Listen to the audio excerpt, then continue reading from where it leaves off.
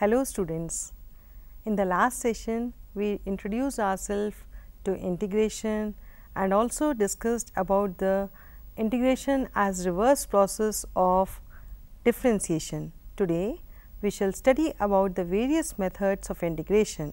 To find an antiderivative of a given function, we search intuitively for a function whose derivative is the given function. The search for the requisite function for finding an antiderivative is known as integration by the method of inspection. We illustrate it through some examples. Write an antiderivative for each of the following using the method of inspection. First, cos 2x. For cos 2x, we look for the function whose derivative is cos 2x. Recall that d by dx of sin 2x is equal to 2 cos 2x, or cos 2x is equal to 1 upon 2 d by dx of sin 2x, that is equal to d by dx of half of sin 2x. Therefore, an antiderivative of cos 2x is 1 upon 2 sin 2x. For the antiderivative of 1 upon x, x not equal to 0, we know that d by dx of log x is equal to 1 upon x, x greater than 0, and d by dx of log of minus x is equal to 1 upon minus x into minus 1, that is equal to 1 upon x, where x is less than 0. Combining above, we get d by dx of log of modulus x is equal to 1 upon x, x not equal to 0. Therefore, integral 1 upon x dx is equal to log of mod x is one of the antiderivatives of 1 upon x. Now, let us discuss some more methods of integration. We discussed integrals of those functions which were readily obtainable from derivatives of some functions. It was based on inspection, that is, on the search of a function f whose derivative is f, which led us to the integral of f. However, this method, which depends on inspection, is not very suitable for many functions. Hence, we need to develop additional techniques or methods for finding the integrals by reducing them into standard forms. Prominent among them are methods based on integration by substitution, integration by partial fractions, and integration by parts. Firstly, we shall discuss about integration by substitution. Some functions can be integrated directly by the use of standard integrals, while there exist some functions which cannot be integrated directly, but can be reduced to the standard integrals by proper substitution, that is, by the introduction of a new variable. The method of evaluating an integral by reducing it to standard form by a substitution is called integration by substitution. The given integral f of x dx can be transformed into another form by changing the independent variable x to t by substituting x is equal to g of t. Consider I is equal to integral f of x dx, put x is equal to g of t, so that dx upon dt is equal to g dash t. We write dx is equal to g dash t dt. Thus, I is equal to integral f of x dx, that is equal to integral f of g of t into g dash t dt. This change of variable formula is one of the important tools available to us in the name of integration by substitution. It is often important to guess what will be the useful substitution. Usually, we make a substitution for a function whose derivative also occurs in the integrand, as illustrated in the following examples. Illustrate the following with respect to x. First, sin mx. For integrating sin mx, we know that derivative of mx is m. Thus, we make the substitution mx is equal to t, so that m dx is equal to dt. Therefore, integral of sin mx dx is equal to 1 upon m integral sin t dt, that is equal to minus 1 upon m cos t plus c. Therefore, integral sin mx dx is equal to minus 1 upon m cos mx plus c, where c is constant of integral. Now, for the second example, to integrate 2x sin x square plus 1, we find the derivative of x square plus 1 as 2x. Thus, we use the substitution x square plus 1 is equal to t, so that 2x dx is equal to dt. Therefore, integral of 2x sin x square plus 1 dx is equal to integral sin dt, that is equal to minus cos t plus c, which again can be written as minus cos of x square plus 1 plus c. Another example here, find the following integral, integral sin cube x into cos square x dx.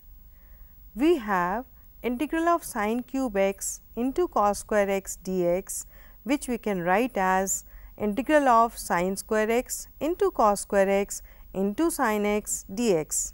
Note here, sin cube x is split as sin square x into sin x, because sin square x can be substituted as 1 minus cos square x into cos square x into sin x dx. Here we put t is equal to cos x, so that dt is equal to minus sin x dx. Therefore, integral sin square x cos square x into sin x dx is equal to minus integral 1 minus t square into t square dt, which on simplification gives minus of integral t square minus t raised to 4 dt, that is equal to minus t cube upon 3 minus t raised to 5 upon 5 plus c, which again can be expressed as minus 1 upon 3 cos cube x plus 1 upon 5 cos raised to 5 x plus c. Now, let us look at into integration using trigonometric identities. When the integrand involves some trigonometric functions, we use some known identities to find the integral as illustrated through the following examples. Example 1, find integral of cos square x dx. To calculate the integral of cos square x dx, recall the identity cos 2x is equal to 2 cos square x minus 1, which gives cos square x is equal to 1 plus cos 2x upon 2. Therefore, integral cos square x dx is equal to 1 upon 2 integral 1 plus cos 2x into dx, that is equal to 1 upon 2 integral dx plus 1 upon 2 integral cos 2x dx. Therefore, integral cos square x dx is equal to x upon 2 plus 1 upon 4 sin 2x plus c. Another example, to integrate sin 2x into cos 3x dx. Recall the identity sin x cos y is equal to 1 upon 2 into sin x plus y plus sin x minus y. Then, integral sin 2x into cos 3x dx is equal to 1 upon 2 integral sin 5x dx minus integral sin x dx, that is equal to 1 upon 2 into minus 1 upon 5 cos 5x plus cos x plus c. Therefore, integral sin 2x cos 3x dx is equal to minus 1 upon 10 cos 5x plus 1 upon 2 cos x plus c. Now, let us discuss the second method of integration, that is integration by partial fractions. Recall that a rational function is defined as the ratio of two polynomials in the form p of x upon q of x, where p of x and q of x are polynomials in x and q of x is not equal to 0. If the degree of p of x is less than the degree of q of x, then the rational function is called proper, otherwise it is called improper. The improper rational functions can be reduced to the proper rational function by long division process. Thus, if p of x upon q of x is improper, then p of x upon q of x is equal to t of x plus p1x upon qx, where t of x is a polynomial in x and p1x upon qx is a proper rational function. As we know how to integrate polynomials, the integration of any rational function is reduced to the integration of a proper rational function.